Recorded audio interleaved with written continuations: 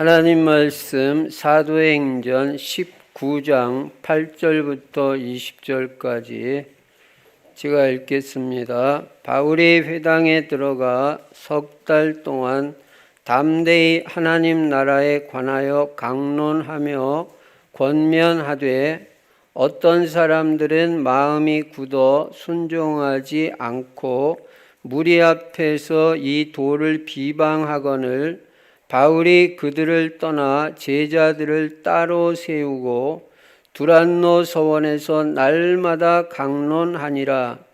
2해 동안 이같이 하니 아시아에 사는 자는 유대인이나 헬라인이나 다 주의 말씀을 듣더라.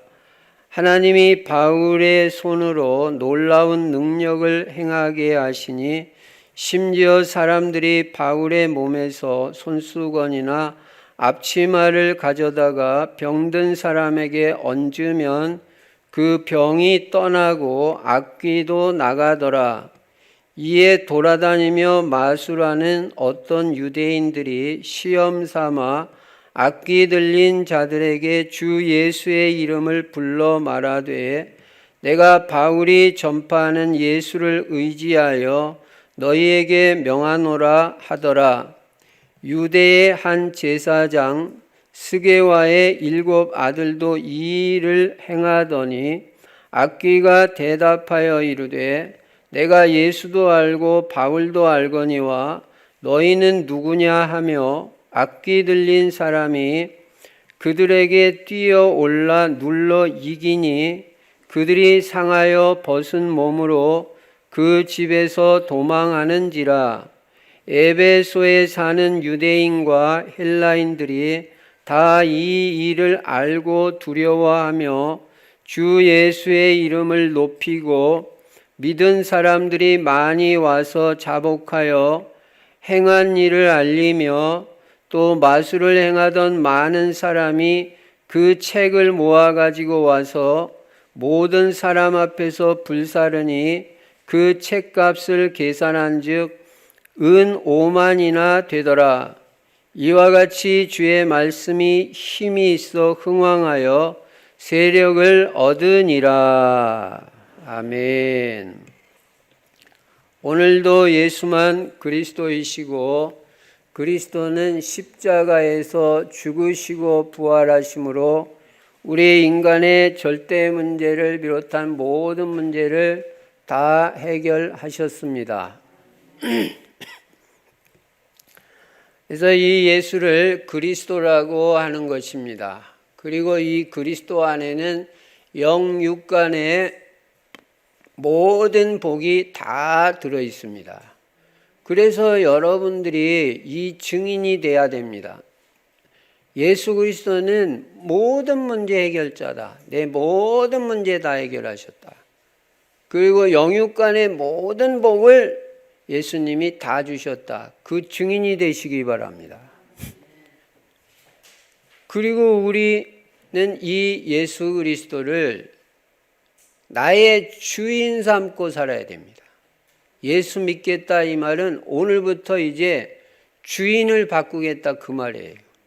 지금까지는 내가 주인이 돼서 내 생각대로 내 뜻대로 살았지만 이제는 예수 그리스도 주인 삼고 주님 뜻대로 살겠습니다. 주님 계획만이 이루어지는 거니까 그 계획대로 살겠습니다. 이게 예수 믿겠다는 거예요. 여러분, 내 생각, 내 뜻대로 사는 거는 안 되는 시스템입니다. 그거는 될 수가 없어요. 그러니까 우리는 사나 죽으나 이제부터는 주님 뜻대로 살겠습니다. 주님 계획대로 살겠습니다. 그게 예수 믿는 거예요. 그럼 하나님이 우리 인생의 모든 것을 다 책임져 주시고 축복해 주시고 잘 되게 해 주시게 되어 있습니다. 이 축복의 실제적인 증인이 여러분과 제가 되어야 될 줄로 믿습니다. 그리고 우리 인생의 방향은 다른 데 맞추면 안 돼요. 세계복음화에다 딱 맞추고 그 방향으로 우리는 가는 것입니다. 세계복음학에서 우리는 전도, 선교, 후대를 전부 다 제자로 만들어야 됩니다. 여러분의 자녀들, 후대들이 싹 다 제자가 되기 바랍니다. 그래야 세계복음화 돼요. 그리스도 제자, 전도 제자, 경제 제자, 강단 제자, 절대 제자로 세워서 교회 살리고 세계복음화에 쓰임받는 귀한 제자들이 될 줄로 믿습니다. 그리고 세계복음화하기 위해서 우리 충실 성도님들은 다 전도제자가 돼야 되는, 전도제자. 나는 정체성이 전도제자라는 걸 알아야 돼요. 전도제자는 전도 때문에 사는 거예요. 영혼 구원하기 위해서 사는 거예요. 전도제자는 날마다 사문을 중심으로 전도자의 삶을 실천합니다. 오늘의 말씀이 있어야 되고, 오늘의 기도가 있어야 되고, 오늘의 전도를 생각해야 되는 것입니다. 여러분이 뭘 생각하느냐, 그게 여러분의 인생이에요. 뭔가 우리는 한 가지 생각이 있어야 되는 거예요. 난 이것 때문에 산다. 늘 그 생각이 있어야 되는 거예요. 영혼 구원, 복음 전파, 나는 오직 그 생각밖에 없다. 그렇게 되면 하나님이 내 인생의 모든 거 다 책임지십니다. 뭐 필요하다? 다 줍니다. 우리가 딴짓하고 엉뚱한 데 관심이 있어서 그렇지, 영혼 구원, 세계복음화, 전도 선교에 관심 가지면요, 아무것도 여러분 염려 안 해도 돼요. 하나님이 다 채워주시고 책임지게 돼 있어요. 나의 하나님이 그리스도 예수 안에서 영광 가운데 그 풍성한 대로 너희 모든 쓸 것을 채우시리라 그래요. 우리는 믿음으로 사는 거예요. 그리고 나의 전도를 찾아야 됩니다. 나는 어떤 전도를 할 것이냐? 나한테 딱 맞는 전도가 뭐냐? 하나님이 나에게 원하시는 전도. 전도는 엄청 큰 거기 때문에 약간만 실천을 해도 하나님이 축복을 주신다 그랬죠. 내가 직접 전도하는 것도 아니고 전도하는 사람한테 냉수 한 컵 대접만 해도 상을 잃지 않는 게 전도라고 그랬어요. 여러분, 전도의 축복을 놓치지 말기 바랍니다. 특별히 중직자들은요, 전도에 대한 생각이 있어야 돼요. 지교의 응답을 받을 수 있도록 인도받아야 되는 것입니다. 그리고 금년에는 우리가 새로운 시작을 하자. 새로운 시작이 뭐냐?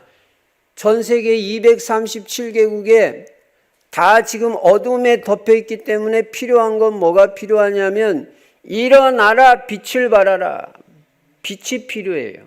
빛을 비춰야 어둠에 처한 사람들이 그 빛을 향해서 나오는 거예요. 그래서 우리는 대면 비대면으로 전 세계 237개국에 이 복음의 빛을 비추는 것입니다. 그리고 금년에 우리는 나 자신부터 치유받자. 오랫동안 내려온 가문의 영적 문제, 개인의 영적 문제 정확하게 발견하고 금년이 가기 전에 치유받자. 마음에 상처받은 거, 사람 때문에 상처받고 환경 때문에 상처받고 돈 때문에 상처받은 그 상처 다 치유받아야 돼요. 미운 사람 한 사람도 있으면 안 돼요. 내가 편하질 않아요. 로마서 12장 18절에 할 수 있는 대로 너희로서는 모든 사람으로 더불어 평화하라. 어떤 사람도 내가 걸리는 사람이 없어야 돼요. 나도 엄청 용서받은 사람인데 내가 누구를 못 용서하겠어요. 그러나 내 마음대로는 잘 안 되니까 내가 그리스도의 마음을 가졌느니라. 예수 그리스도의 마음이 되면 어떤 사람도 다 용서가 될 줄로 믿습니다. 특별히 여러분에게 상처 준 사람들 다 용서해야 돼요. 그 사람들도 모르고 그랬고 지금 시간표가 그럴 수밖에 없어요. 고치라고 하지 말고 그 사람 위해서 기도해 주시기 바랍니다. 하나님이 역사하실 줄로 믿습니다. 그리고 우리의 후대들, 렘넌트들을 전부 서밋으로 세우는 거예요.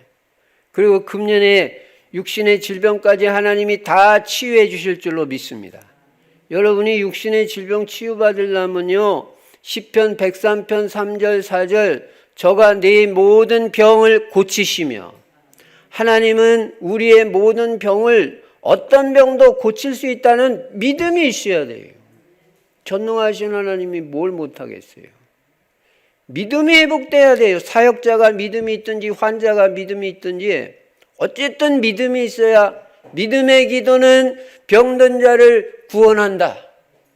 야고보서 5장에 분명히 말했습니다.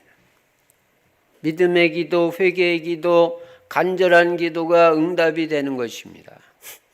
여러분 믿음으로 기도하고 금년의 육신의 질병까지 다 치유받기 바랍니다. 그리고 우리 후대들을 전부 서밋으로 세워야 되는데 특히 영적 서밋으로 세워야 돼요. 영적 상태가 좋아져야 돼요. 여러분 자녀들이. 그래야 다른 게 다 되는 것입니다. 그리고 금년에 뭐 누려요? 예수 그리스도 날마다 누리는 거예요. 하나님 나라 누리면 행복한 거예요. 나중에 천국 가는 건 그건 예수 믿으면 자동적으로 갑니다. 이 땅에서 천국 누리는 거 어렵지 않아요. 예수 그리스도 주인 삼고 그분의 인도 따라 살면요, 초막이나 궁궐이나 내 주 예수 모신 곳이 그 어디나 하늘나라. 돈이 있고 없고 아무 상관없어요. 50평짜리 집에 살든 학고방같이 조그만 월세를 살든 내 주 예수 모신 곳이 그 어디나 하늘나라고 그랬지 다른 데가 천국이 아니에요. 그래서 여러분 우리가 이 땅에 살면서 하나님 나라 누려야 됩니다. 여러분 하나님 나라의 행복, 평안, 생명, 기쁨이 충만한 오늘이 되시고 또 이번 한 주간이 되시기를 바랍니다. 그리고 내 힘과 내 능력으로는 안 된다고 그랬잖아요. 스가랴서 4장 6절에 힘으로도 안 되고 능으로도 안 된다고 그랬잖아요. 그러니까 내 실력 가지고 살 생각하지 말고 오직 나의 신으로 되느니라. 하나님의 능력, 하나님의 신, 성령의 능력으로는 다 된다고 그랬어요. 이 시스템으로 들어가야 됩니다. 그래서 우리는 기도가 필요한 거예요. 하나님 오늘 저에게 역사하여 주시옵소서. 내 자녀에게 영혼육에 역사하여 주시옵소서. 성령이 역사하면 영혼육이 다 치유됩니다. 내 경제에 역사해 주시고 내 사업에 성령님 역사하여 주시옵소서. 하나님이 역사하시면 다 되게 돼 있는 거예요. 내 힘으로 하니까 안 된다는 거 오늘 확실히 깨닫기 바랍니다. 오늘 이 말씀을 바탕으로 오늘 본문에 보니까 세계에서 제일 먼저 생긴 대학은 이태리에 있는 보르네오 대학이라고 하는데요. 여기에서 제일 먼저 생긴 학과가 뭐냐면 신학과라고 그럽니다. 왜 신학과가 제일 먼저 생겼냐? 사람에게 제일 중요한 것은 하나님을 아는 것이기 때문이다. 우리 인생이 어디서 차이가 납니까? 하나님을 아느냐, 하나님을 모르느냐에서 큰 차이가 나요. 하나님을 알면 분명히 인생이 바뀝니다. 아인슈타인이 하나님을 알고 나서 자기가 그렇게 지식이 많은 사람이 자기가 아는 지식은 바닷가에 모래알 하나 같다고 고백했어요. 제대로 깨달은 거죠. 여러분 바닷가에 모래가 수억이 있을 거예요. 그 중에 하나를 내가 아는 건 그 정도밖에 안 된다. 제대로 깨달은 거 아니에요? 여러분이 하나님을 알면 이렇게 바뀐다고요. 사람이 겸손해진다고. 나는 아무것도 아니다. 내 지식 별거 아니다. 하나님은 어마어마하신 분이다. 온 우주 만물을 다 운행하시고 주관하시는 하나님. 천지의 주제가 되시는 하나님. 내가 그 앞에서 뭘 안다고 주장을 하겠어요. 하나님을 깨달으면 이렇게 된다니까요. 에디슨이 하나님이 계신 걸 알고 난 후에 하나님이 에디슨한테 지혜를 주시니까 에디슨이 많은 발명을 했어요. 아마 3,000개인가 발명했다고 그래요. 그게 자기 지혜 가지고 되겠어요. 여러분 예수 믿으면 엄청 이익이 있습니다. 예수 믿으면요 엄청 유리한 조건에서 시작하는 거예요. 하나님이 여러분과 저에게 지혜를 주시면요 세상의 박사들보다 훨씬 더 지혜롭게 아주 사람이 행하는 게요 아주 지혜로워요. 말도 아주 지혜롭게 하고요. 하나님이 지혜를 주시면 그렇게 되는 거예요. 이렇게 하나님을 알면 사람이 달라져요. 다윗이 하나님이 살아계신 걸 알았기 때문에 교만한 게 아니라 확신을 가지고 살았어요. 하나님은 나를 지켜주신다. 나에게 왕이 될 언약을 하나님 주셨는데 내 아무리 사울 왕한테 쫓겨다녀도 하나님께서 나를 지켜주시고 보호해 주실 것이라는 그 확실한 믿음을 가지고 살았단 말이에요. 그러면서 여호와는 나의 목자시니 내가 부족함이 없으리로다. 하나님이 나의 목자가 되시면 나는 부족함이 없다. 그렇게 쫓겨다니면서도 그런 고백을 한다니까요. 하나님 알면 달라져요. 하나님 모르니까 자꾸 헛소리를 하는 거예요. 잠언 1장 7절에서도 여호와를 경외하는 것이 지식의 근본이라고 말해요. 하나님을 경외하는 것이 지식의 기초라는 거예요. 그러니까 하나님 경외하지 않는 사람은 지식의 기초도 안 됐다는 거예요.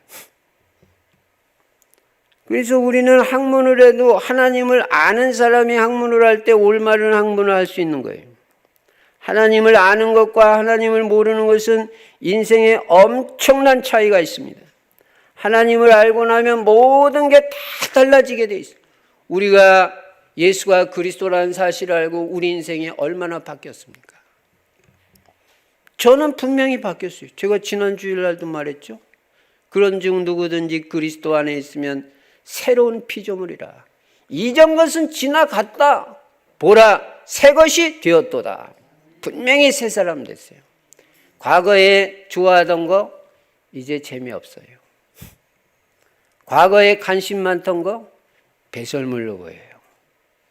바울이 그리스도 깨닫고 나니까 다른 거 다 별거 아니라 그랬어요.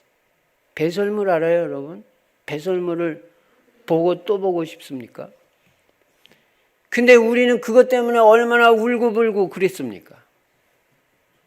돈 때문에. 바울은 배설물이라고 그러는데. 복음 모를 때는 그럴 수밖에 없는데 복음 알고 나니까 이제는 그런 것 때문에 울고불고 영향 안 받아요. 상처 안 받아요.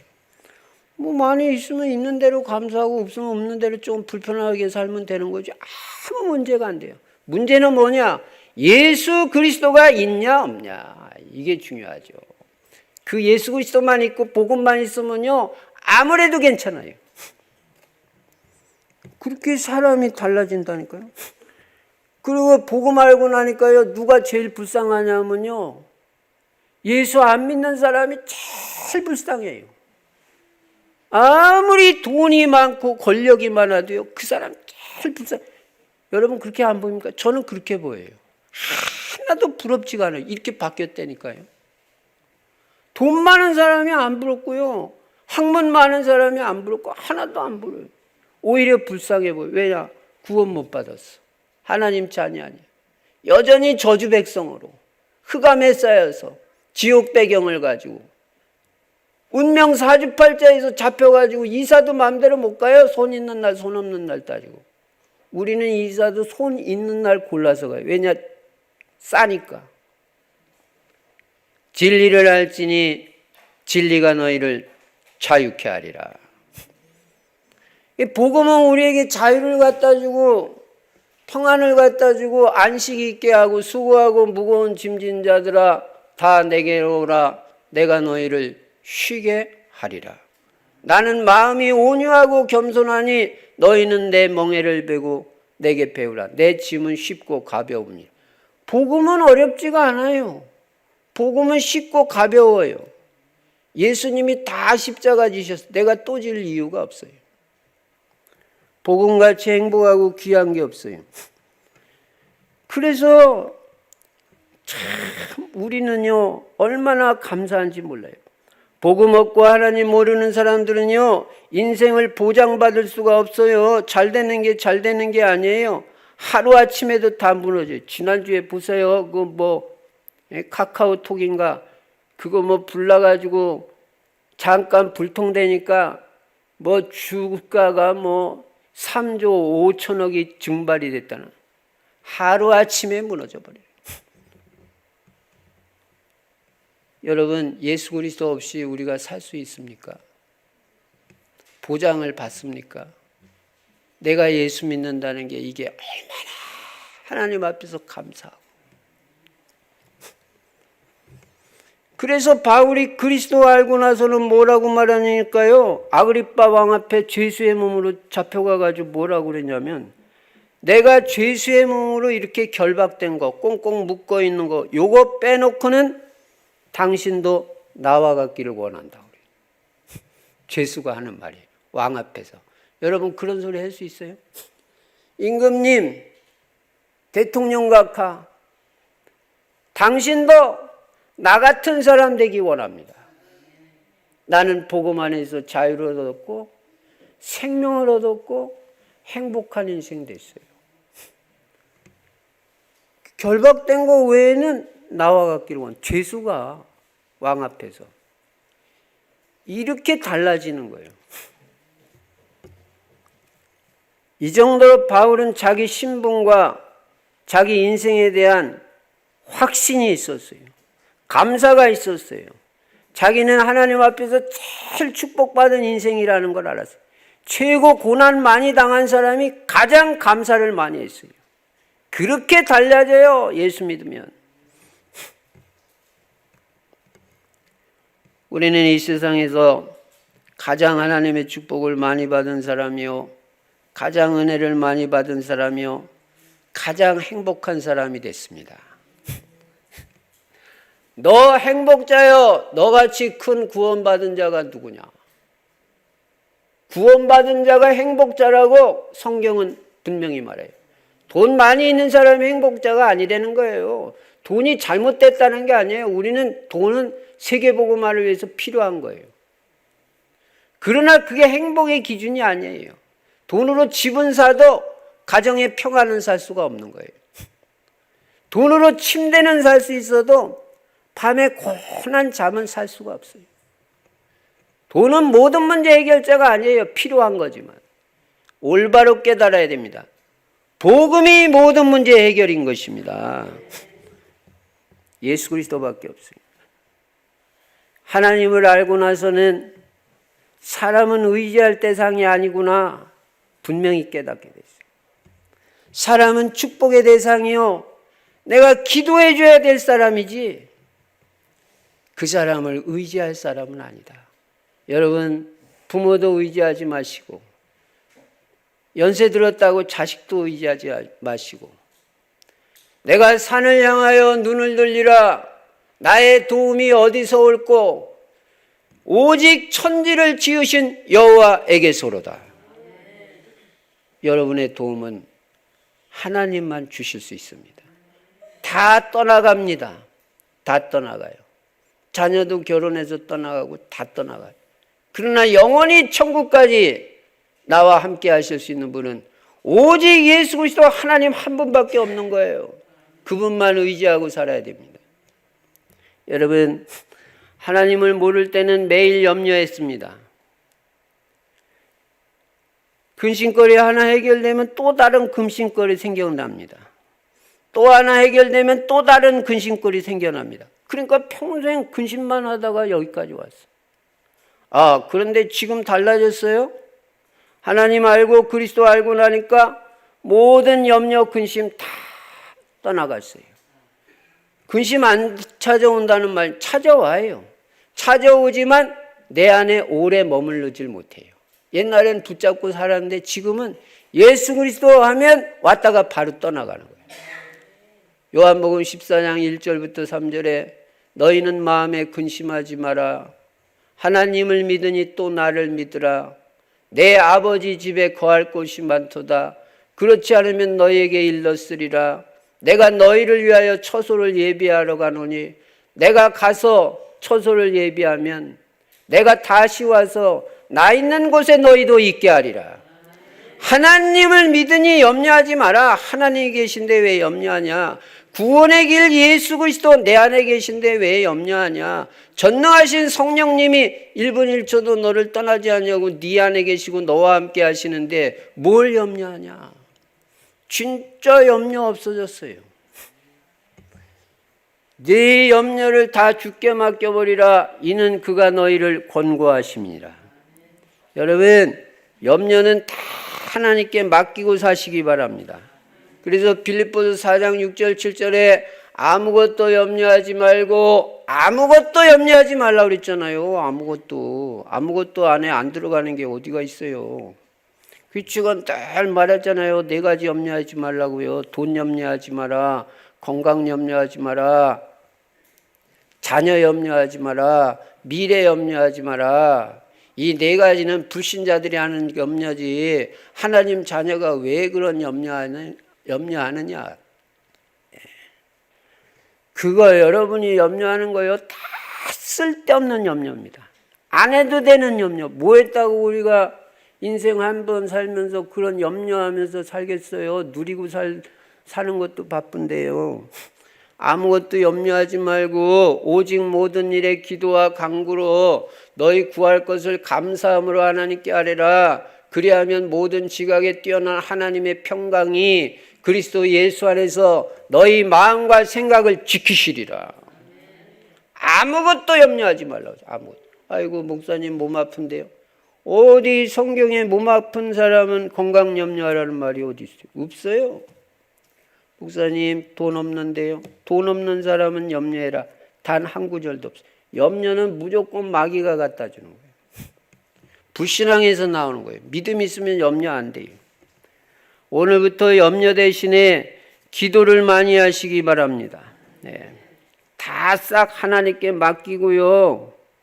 그럼 여러분 마음에 하나님 평안 주시게 돼 있어요. 하나님은 여러분과 함께 하시고 그리스도는 모든 문제 해결자인 것입니다. 여러분 평안하시고 제일 행복한 사람으로 사시고 확신 가지고 누리며 사시기 바랍니다. 그럼 여러분이 당하는 문제는 뭐냐? 문제 아니에요. 그럼 뭐냐? 기회예요. 기회. 응답의 기회, 축복의 기회, 나를 갱신하는 기회이지 문제가 아니다.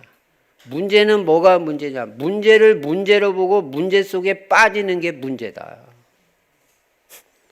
문제는 껍데기는 문제지만 속에는 축복이라고 들어있는데 그게 안 보이니까 껍데기만 보고 그냥 문제로 보고만 맨날 염려만 하고 근심만 하고 사는 거예요.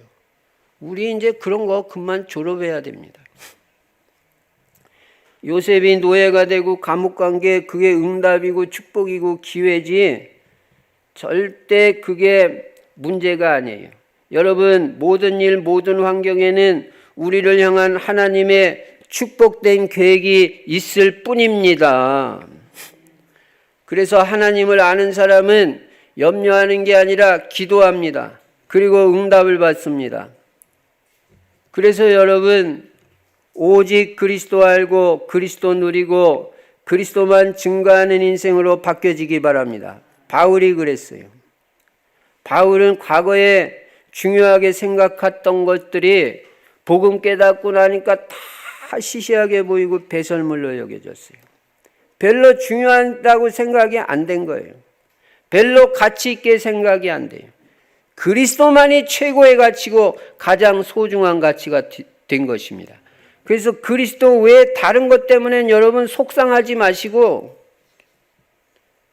그리스도 외에 다른 것 때문에는 울고불고 그런 일 하지 마시고 그리스도 외에 다른 것 때문에는 마음의 상처도 받지 마시기 바랍니다. 돈 같은 것 때문에 상처받지 마세요. 그건 복음 모를 때나 그렇게 한 거죠. 그래서 제가 말씀드리는 게 뭐예요? 복음 깨닫고 나면은 다 바뀐다 이 말이에요. 이렇게 복음 알고 완전히 바뀐 바울이 에베소에 들어간 것입니다.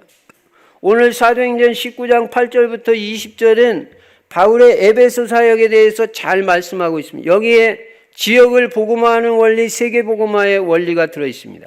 여러분과 제가 지역을 살리고 여러분의 가문을 살리고 세계 복음화하기 위해서는 어떻게 해야 되냐? 첫째가 바로 일꾼 제자를 키워야 됩니다. 이게 제일 먼저 하죠. 바울은 혼자 무조건 나가서 전도한 게 아니에요. 우리가 혼자 전도한다면 얼마나 전도하겠어요? 제자 키워야 돼요. 일꾼을 키워야 전도가 빨리 돼요. 어쨌든 제자를 먼저 키워야 됩니다. 복음 전할 수 있는 일꾼을 우리 교회가 빨리빨리 키우는 게 이게 고양시 파주시 복음화되고 세계 복음화는 제일 빠른 길이에요. 여러분 가문도 복음화 되려면 여러분이 먼저 제자가 되고 일꾼이 돼야 돼요. 그래야 가문 살리죠. 겨우 주일날 교회 왔다 갔다 하는 수준 가지고는 가문 복음화 그거 언제 될지 모르는 거예요. 바울은 복음을 전하는 그 귤의 전략이 있었는데 어떤 전략이 있냐면 가는 데마다 회당을 찾습니다.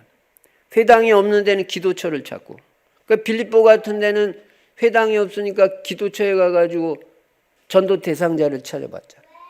에베소에 가니까 회당이 있는 거예요. 회당은 유대인들이 10사람만 있으면 모여가지고 주중에 율법을 공부하고 또 후대를 교육하는 곳이 회당이에요. 그 회당에 들어갔는데 회당에는 하나님은 알고 성경도 아는데 뭐만 빠져있냐? 복음만 없는 거예요. 예수 그리스도만 모르고 안 믿어요. 그러니까 그 회당에 들어가가지고 복음을 전하는데 오늘 8절에 보니까 바울이 회당에 들어가 석 달 동안 담대히 하나님 나라에 관하여 강론하며 권면하되 3달 동안 담대히 하나님 나라에 대해서 말했어요.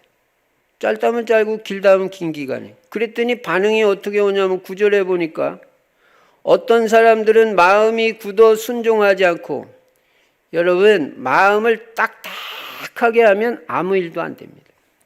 말씀을 들을 때 여러분 마음밭이 중요합니다. 마음을 옥토같이 부드럽게 하고 이 말씀을 들어야지 그게 그냥 은혜가 되고 스펀지같이 쭉쭉 빨려가지고 내가 영적으로 충만한 은혜 상태가 되지, 마음이 딱딱한 사람들은요 아무리 말씀 전해도 이게 들어가지가 않아요. 길가 같은 마음판이 돼버리면요 말씀 받았다고도 그냥 새들이 그 말씀의 씨앗을 채가는 거예요. 마귀가 다 채가요. 그래서 오늘 여러분이 말씀을 좋은 마음을 가지고 부드러운 마음을 가지고 맞다 이래야 이제 은혜 받고 치유되는 거예요. 아 근데 이 에베소에 있는 사람들은 말이에요, 다 그런 건 아닌데 마음이 굳어가지고, 마음 굳은 사람은 순종하지 않잖아요. 말씀을 줘도. 근데 마음이 옥토 같은 사람은 그냥 말씀 주면 그대로 순종해요. 어린애같이. 그 복음 알고 나면요 사람이 단순해집니다. 복음 못 깨달은 사람일수록 얼마나 복잡한지 몰라요.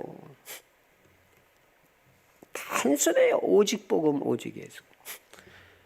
그래가지고 순종하지 않고 무리 앞에서 저 혼자나 비방하든지 알지 속으로. 사람들 많은 데서 이 도를 비방하거든. 이 도가 뭐예요? 복음, 예수 그리스도. 그걸 비방하는 거예요. 바울이 전략을 바꿨어요. 바울이 그들을 떠나버렸어요. 아, 그래 알았다. 그리고 제자들을 따로 세우고, 얼마나 중요한 말이에요. 제자들만 싹 다시 모은 거예요. 그래가지고 두란노 소원에서 날마다 강론했다. 제자들만 싹 뽑아가지고 그 제자들한테 날마다 매일, 여러분 전략 중에 최고 전략이 뭐냐면 매일 전략, 날마다 전략. 날마다 하는 사람이 승리해요. 날마다 해야 돼요. 날마다 하세요. 기도 날마다 하세요. 초대교회는 날마다 해요. 했다 안 했다 그거. 전도자의 삶 날마다 하세요. 전도 날마다. 예배 날마다. 성경 읽기 날마다. 여기 날마다라고 그랬잖아요. 날마다 강론하니라. 이 두란노 소원은 학교 형태의 홀인데요, 요게 빈 시간이 있는 거예요. 바울이 두란노 소원을 산 거는 아니고, 그 빌려가지고 그 학생들이 공부하러 안 오는 그 시간을 타가지고 여기서 제자 훈련을 했는데, 어떤 학자는 하루에 4시간씩 했다. 그렇게 주석책에도 나와 있더라고요. 1시간을 했든 4시간을 했든 어쨌든 날마다 이 복음 메시지 바울이 한 거예요. 얼마 동안 했냐? 10절에 보니까 2해 동안 이같이 하니. 이야, 2년 동안 날마다. 여러분 2년 동안 날마다 교회 올 수 있어요? 오라면 올 거예요? 제가 그래서 이번 주에 언약 이거 잡았어요. 날마다 2년 동안. 날마다 2년 동안. 날마다 2년만 하면 다 뒤집어진다.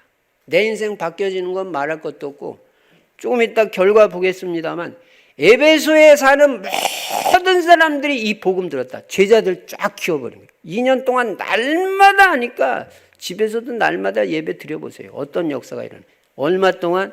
2년 동안. 성경 그대로 해봐라. 날마다 2년 동안. 그러니까 우리 교회는 날마다 기도회 있잖아요. 날마다. 그러면 비대면으로 들어오라고 다 가르쳐 줬잖아요. 줌 설치만 하면 언제 그 새벽 5시 반에 들어오고 저녁 7시 반에 누구나 다 들어올 수 있다. 지금 날마다 한다니까요. 왜 그 기회를 놓치겠어요? 여러분 치유 메시지 계속 그 전체 카톡방에 올리는 거 여러분 보고 있습니까? 다 치유받습니다. 그게 날마다 2년만 하면요. 여러분 완전 바뀌고 제자 되고요. 나만 바뀌는 게 아니라 지역이 다 복음화 되고 가문이 다 복음화. 2해 동안 이같이 하니 아시아에 사는 자는 유대인이나 헬라인이나 다 주의 말씀을 듣더라. 여러분이 매일 교회를 못 나오더라도 중심이 이런 중심이 있어야 돼요. 나는 날마다라도 교회 갈 수 있다. 그 중심과 그 정신 가지고 살아야 돼요. 여러분 복음 전도의 중심이 뭐예요? 정신이 뭐예요? 일심, 전심, 지속이에요. 우리는 이거밖에 없는 거예요. 오직 복음, 오직 예수 그리스도. 그리고 온 마음을 다하는 거예요. wholehearted, 온 마음을 다하는 거예요. 그리고 지속이에요. 했다 안 했다 가지고 역사 안 일어나요. 지속에 날마다 지속해야 돼요. 구원의 길 날마다 써보세요. 날마다. 어떤 역사가 일어나. 다 치유됩니다. 전도 전문가 됩니다. 그래가지고 제자들만 이렇게 따로 모아가지고 날마다 가르친 거예요. 바울도 보통이 아니고 이 따라오는 제자들도 보통이 아니에요. 우리 교회가 고양시, 파주시 복음화 싹 하고 러시아, 대만 237 세계 복음화 하려면요. 날마다 모여야 돼. 날마다. 비대면으로 다 들어오라는 거예요. 다 들어오라는. 그래서 초대교회 작전은 딴 게 아니라 날마다 작전이에요. 그래서 사도행전 5장 42절에도 그들이 집에 있든지 성전에 있든지 날마다 예수는 그리스도라고 가르치기와 전도하기를 그치지 아니하니라 그랬잖아요. 그치지 않았다는 말은 뭐예요? 지속했다는 말이에요. 지속할 때 역사가 터지는 거예요. 날마다.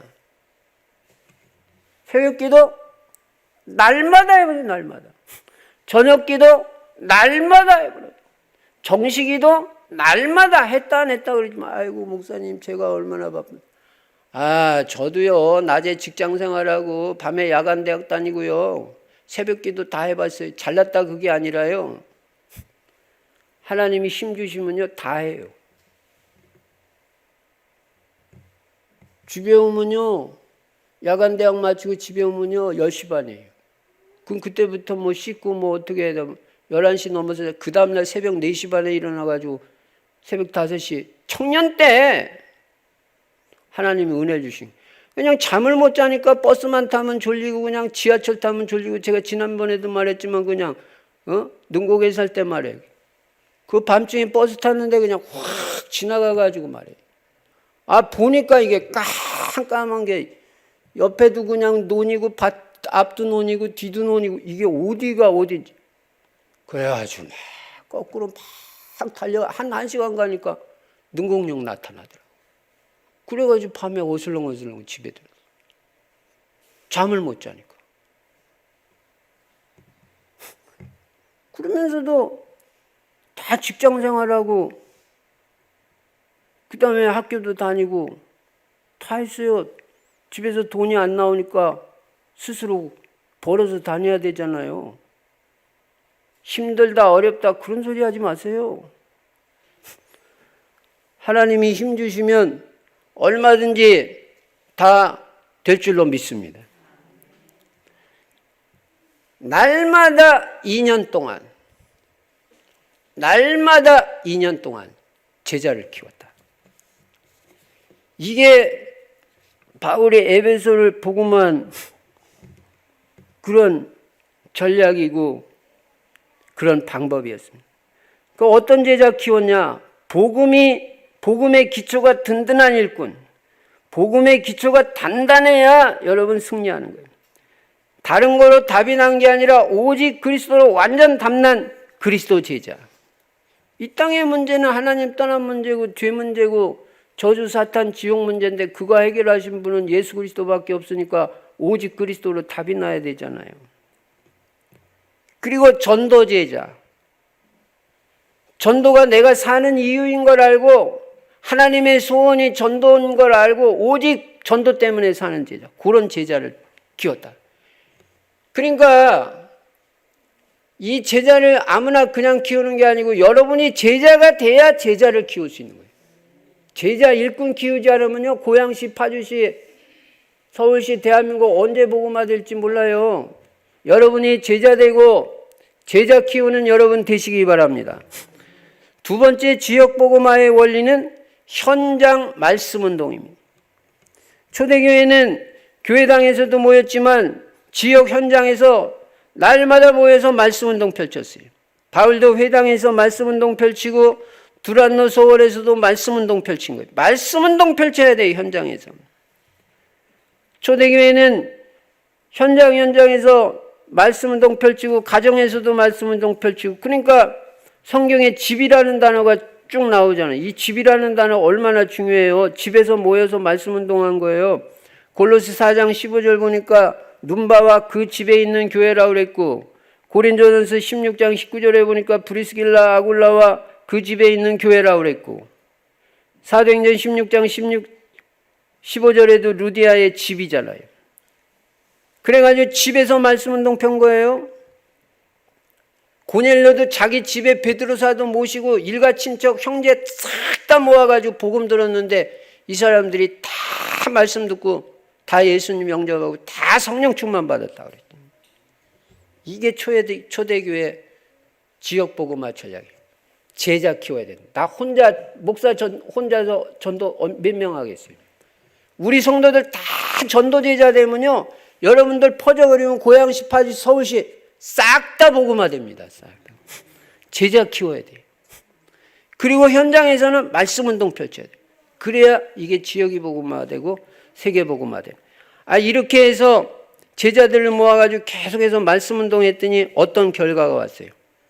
오늘 아까도 말했지만 10절에 아시아에 사는 자는 유대인이나 헬란이나 다 주의 말씀을 듣더라. 아시아에 사는 사람들은 유대인이나 헬란이 될 것 없이 다 주의 말씀 들었다. 아시아 전역에 복음이 확산돼 나간 거예요. 아시아에 사는 모든 사람이 다 복음 듣고 예수 믿게 됐어요. 이야, 그 다음엔 또 어떤 일이 일어났냐면요, 바울을 통해서 기적이 나타났어요. 바울이 몸에 그 지녔던 손수건이나 앞치마를 갖다가 병든 자한테 얹기만 해도 병이 낫고 귀신들이 떠나가 버려요. 이야, 그 당시에는 사람들이, 남자들도 이렇게 앞치마 이거 하잖아요. 손수건도 있고. 근데 바울이 사용하는 손수건, 바울이 둘렀던 앞치마 갖다가 병든 자한테 얹어버리면 그냥 병이 나버려요. 귀신 들린 자한테 갖다 놓으면 귀신이 따라가 버려요. 손수건이 능력이 있고 앞치마가 능력이 있단 말이냐? 아니에요. 손수건이 뭔 능력이 있어요? 하나님이 바울을 이렇게 사용하셨다는 거예요. 기도하는 사람, 복음 때문에 사는 사람을 하나님이 이렇게 사용하셨다는 거예요. 여러분, 하나님의 쓰임받는 인생이 되시기 바랍니다. 그러니까 이렇게 막 역사가 일어나니까요, 이걸 갖다 흉내내는 사람도 생겼어. 13절에 보니까 이에 돌아다니며 마술하는 어떤 유대인들이 시험 삼아, 여러분 시험 삼아서 하면 안 됩니다.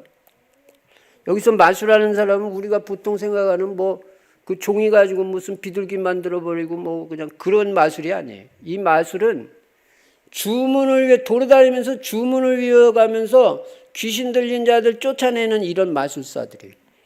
이 에베소에 이런 사람들이 얼마나 많은지 몰라요. 완전 우상동네예요.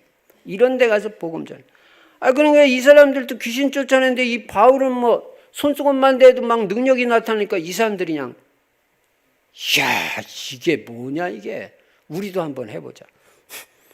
그래가지고 시험 삼아 악기 들린 자들에게 주 예수 이름을 불러 말하되 내가 바울이 전파하는 예수를 의지하여 너희에게 명하노라. 좀 어색하고 이상하잖아요. 그냥 예수 그리스도의 이름으로 귀신 떠나가라 이렇게 하면 되는데 바울이 전파하는 예수를 의지하여 너희에게 명하노라. 이런 식으로 해서 되겠어요 이거? 흉내내가지고. 복음은 흉내내는 게 아닙니다. 그리고 또 14절에 보니까 유대의 한 제사장 스게와의 7 아들도 이 일을 행한. 제사장의 아들도 또 이 일을 해. 아들이 7명인데 그래가지고 이 제사장 스게와의 아들 그 7 아들이 그 바울이 전파하는 예수를 의지한 너에게 명한 이렇게 하니까 15절에 악귀가 대답하여 이르되 내가 예수도 알고 바울도 알고. 귀신은 다 알아요. 예수도 알고요. 여러분 진짜인지 가짜인지 다 알아요. 귀신 앞에 서면 이거는 귀신 들린 자 앞에 서면 정확하게 알아요. 내가 예수도 안다. 바울도 안다. 근데 너는 누구냐? 예수도 안 믿는 자가 이게 폼 잡고 말해. 흉내낸다고 될 줄 아나. 이 못된 놈아 이거. 그래가지고 16절에 악기 들린 사람이 그들에게 뛰어올라냐. 뛰어올라가지고 귀신 들린 사람이 뛰어올라가지고 눌러 이겼다. 그냥 막 눌러서 막 그냥. 그러니까 그 제사장 아들이 얼마나 창피해요 이거. 그래가지고 상하여 벗은 몸으로 두들겨 패니까 그 영어 성경 NIV에 보니까 피를 줄줄 흘리면서 도망갔다 그렇게. 네이키드 뻘거벗고 옷 찢겨가지고. 그래가지고 막 도망가 버린 거예요. 예. 옷 찢겼지 두들겨 맞았지 그래가지고. 여러분 귀신은요. 귀신 들린 사람 힘이 있어요. 자기 힘이 아니에요 그거. 귀신도 능력이 있거든요. 그러니까 여러분 그냥 잘하시기 바랍니다. 저도 여러 번 봤어요. 저도. 이거 뭐 애인데 이게 안 되는 거예요 이게. 막 두들겨 패버리니까 나는 못 두들겨 패대 그래도. 그래서 제가 잘났다는 게 아니라 안다. 이 귀신의 능력이죠. 그래가지고 이 소문이 다 난 거예요. 17절에 에베소에 사는 유대인과 헬라인들이 다 이 일을 알고 두려워하며 소문났어요. 주 예수의 이름을. 예수의 이름 어마어마하네. 믿은 사람들이 많이 와서 자복하여 행한 일을 알리며. 그 많은 사람들이 와서 그냥 회개하고 자복하고 그냥 내가 잘못됐다는 거 알리고. 또 19절에 보니까 또 마술을 행하던 많은 사람이 그 책을 모아가지고 와서 모든 사람 앞에서 불사르니. 이야, 마술하는 사람이 이 또 그 뭐 책 가지고 그 마술도 하고 그러나 본데 말하자면 무당들이 자기들이 그 점치는 거 이제 저 무당집 가니까 뭐 딸랑 하고 막 예? 장군보살 뭐 동자귀신 뭐 해가지고 그 신상들 있잖아요. 그런 거 다 갖다 던지고 예수 믿고 구원받고 그런 거 다 불살라 버렸다는 거예요. 이 대역사가 일어난 거예요. 그래가지고 계산을 해보니까 그 불살른 책값만 얼마냐고 그랬냐면은 은 5만이나 되더라 그랬는데 제가 그 주석책에 보니까요. 은 하나가 얼마냐면 한 드라크마가 장정 한 사람 하루 품삯이에요. 그 제가 계산을 해봤어요. 해봤더니 그 당시에는 뭐 오늘같이 뭐 10만 원씩 지금 뭐 몇십만 원 받는지 모르지만 일당이 10만 원이라고 10만 원 정도는 못 받았을 거 아니에요. 그 당시에는 뭐 이게 화폐 단위가 그러니까. 그래서 제가 10,000원씩 한번 계산해 봤는데요. 10,000원씩 계산해도 은 5만이면요 5억이 되더라고요. 5억 원어치 그냥 전부 뭐 신상, 불상, 뭐 무당 점치는 기구 다 불살라버려. 책 다 불살라버려. 이야, 에베소의 이 대역사가 이래. 진짜 우리 고양시 파주시에도 이 역사가 일어나고 우리 교회를 통해서도 이 역사가 일어나고 나를 통해서도 이 역사가 일어나야 되는데 이거 어떻게 해야 되냐 이거. 오늘 새벽에도 말씀 읽으면서 말해. 여러분 날마다 2년 동안 그게 키 같아요. 이와 같이 주의 말씀이 힘이 있어 흥화가요 세력을 얻으니라. 여러분 정말 여러분 제자 되시고요. 진짜 올바른 전도하시고요. 진짜 기도하시기 바랍니다. 이번 16차 캠프 문이 열려서 현장에서 말씀 운동이 일어나고 바울은 감사한 게 이 대역사가 일어났는데 조금도 교만하지 않고 자기가 했다고 말하네. 야, 그때 한 말이 이제 다음 주에 볼 내가 로마도 보아야 하리라. 승리하시기를 주의 이름으로 축원합니다. 전능하신 우리 아버지 하나님, 감사 찬송 영광을 돌립니다. 정말 우리는 성경적인 방법 그대로 날마다 2년 동안 제자 키우고 말씀 운동해서 이 고양시, 파주시, 서울시가 복음화되게 해주시고 우리 성도님들의 가문 다 복음화되게 해주시고 237 세계 복음화되도록 주여 역사하여 주시옵소서. 주 예수 그리스도 이름으로 축복하며 기도드리옵나이다. 아멘.